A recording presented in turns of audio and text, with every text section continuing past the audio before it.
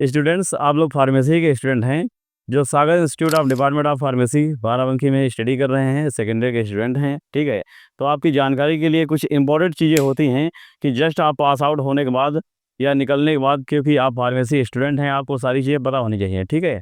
तो इस time summer का मौसम है, तो समर के मौसम में सबसे ज़्यादा प्रॉब्लम का क्या होती है? हीट स्ट्रोक की, ठीक है। तो आज हम किस पे बात करेंगे? हीट स्ट्रोक के बारे में। ओके, जैसे हीट स्ट्रोक क्या होता है पहले ये समझ लेते हैं, ठीक है। हीट स्ट्रोक मतलब जब आपकी बॉडी का टेम्परेचर बढ़ जाए, अचानक नॉर्मल टेम्परेचर जो भी होता है आपकी बॉडी का, ठीक है, उससे ज़्यादा हो जाए। कब हम मानेंगे कि हीट स्ट्रोक हुआ है? 104 डिग्री फ़ारेनहाइट तक हो या उससे ज़्यादा हो जाए, तो उसको हम क्या बोलते हैं? Heat stroke. क्लियर है? ये होता कैसे है?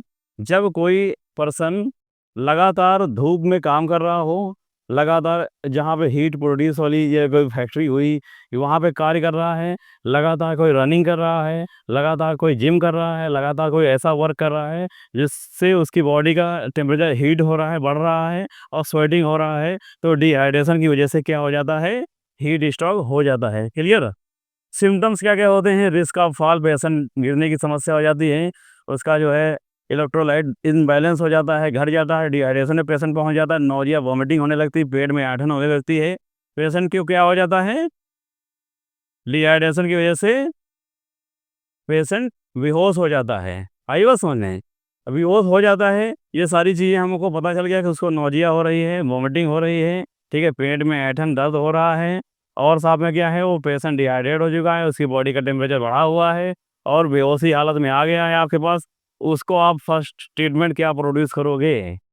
एज ए फार्मासिस्ट आप हैं, तो आप पहला ट्रीटमेंट क्या उसको दोगे?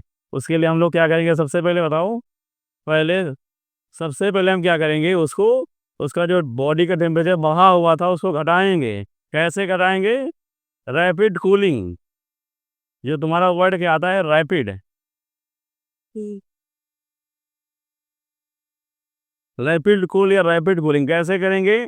उसका सर छोड़ के, उसका सर छोड़ के बाकी का जो नीचे का पार्ट क्या होगा, अगर वो बेहोशी की हालत में है तो उसका पूरा डिबो देंगे या उसका हम बार ठंडे पानी से पूछेंगे। पानी कितना आपका होना चाहिए?